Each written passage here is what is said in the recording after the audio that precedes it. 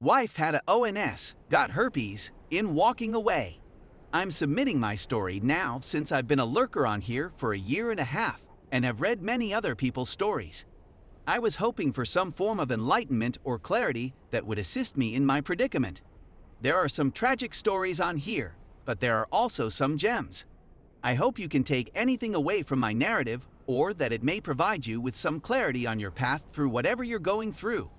My wife, 34F, departed for a brief business trip on a Thursday at the end of July in 2018 and flew home Saturday morning. That evening, my wife and I, 32M, went to my stepfather's birthday dinner and nothing appeared out of the ordinary. We conducted our usual Sunday routine of grocery shopping, errands, and getting ready for the work week. When the work week began the following Monday, everything seemed normal and we texted as usual throughout the day. But on my way home from work, she texted me, "I believe I have a yeast infection and I'm going to get it checked out." I remarked, "Oh, it stinks," and made a joke. "Hopefully it's not an STD, haha." She replied with a lol, and that was the end of it. She texted me a few hours later before I saw her and said, "Your statement earlier about it being an STD was strange. You don't think I'm cheating on you, do you?" I sort of smiled and texted back, "No, haha." But something about her statement bothered me a bit. I went back to what I was doing without thinking anything of it. In retrospect, this was red flag number 1. After 2 days, she said that it had become worse and that she was returning. I thought to myself, man, I feel awful for her since I know she's experienced something similar to this before, but never this severe. She returned home from the doctor for the second time, saying she now had thrush and a bad yeast infection. I recall wondering to myself, what is thrush? And she explained that it's a throat infection.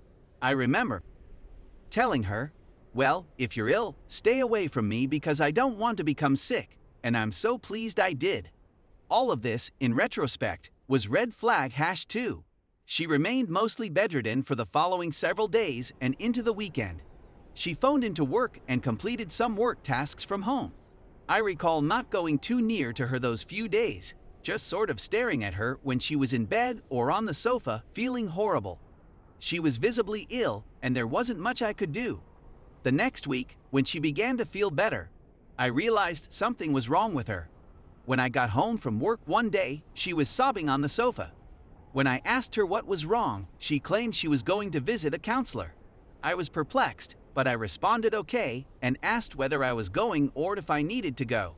She responded no, that she simply wasn't feeling herself and that she wanted to speak to someone.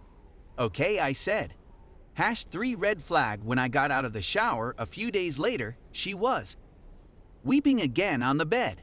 "What's going on?" I inquired. "Is this the best it gets?" she asked. "Is this what we're looking for? Is this what you're looking for? Is this what I'm looking for? Is there anything more to life but this?" I recall being taken aback since it took me a second to realize what she was asking.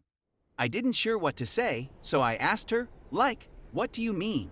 She just said, "Never mind," and I'm not sure what occurred after that. Then, on August 14th, 2018, around 9 p.m., as we are getting ready to go to bed, she begins weeping again. When I ask her, "What's the matter?" she bursts into tears.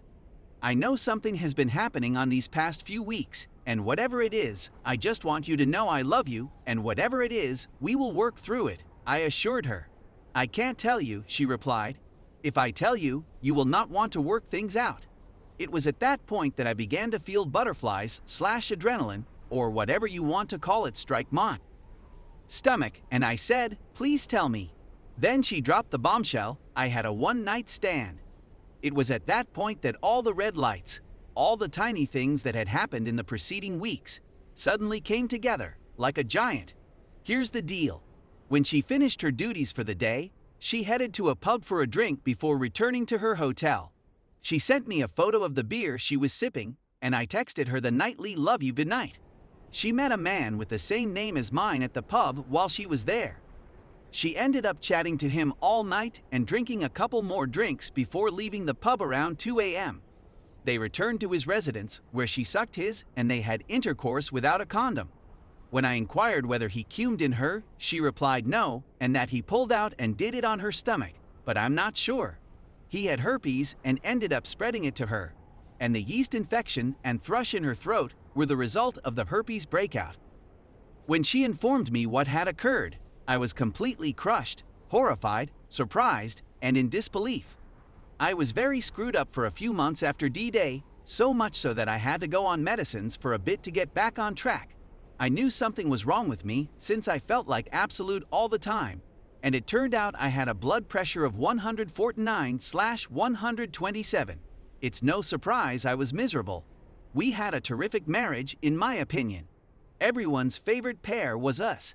My father even referred to us as Ken and Barty.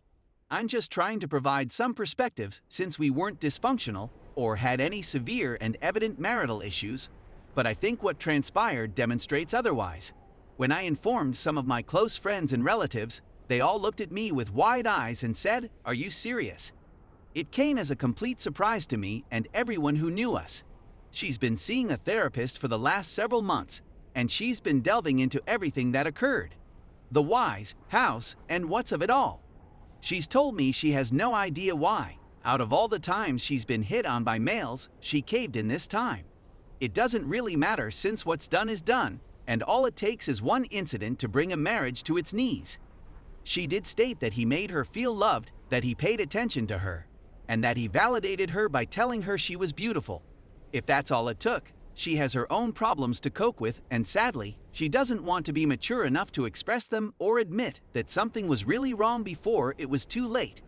I realize that it takes two to tango, and I had a part in all of this, but I cannot accept responsibility for how she behaved, treated me, our marriage, or the devastation she created. But I can see where I might have done better as a spouse.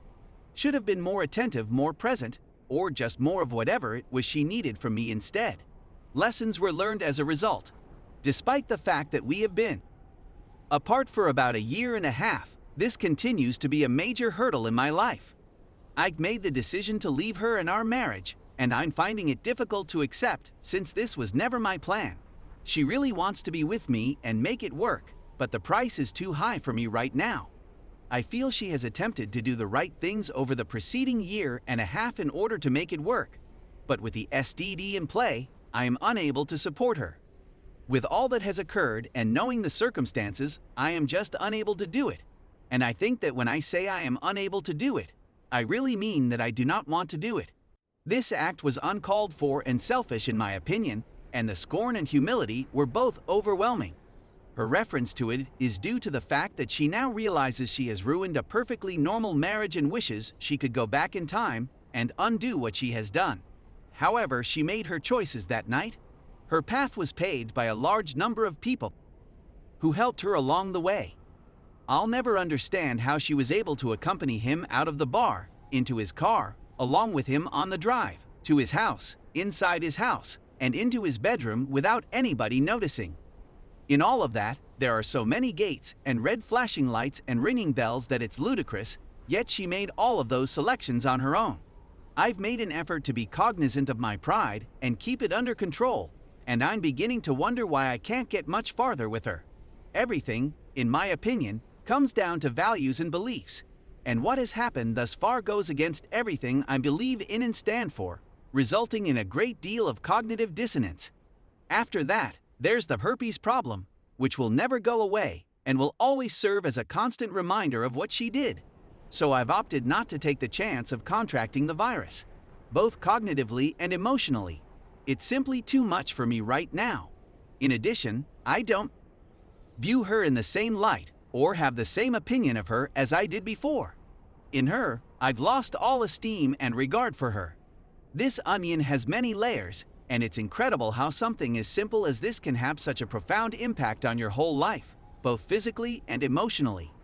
Thank you for taking the time to read this. I hope this has been of some help to you. Thank you for your time. Please keep your cool. You still have a life to live.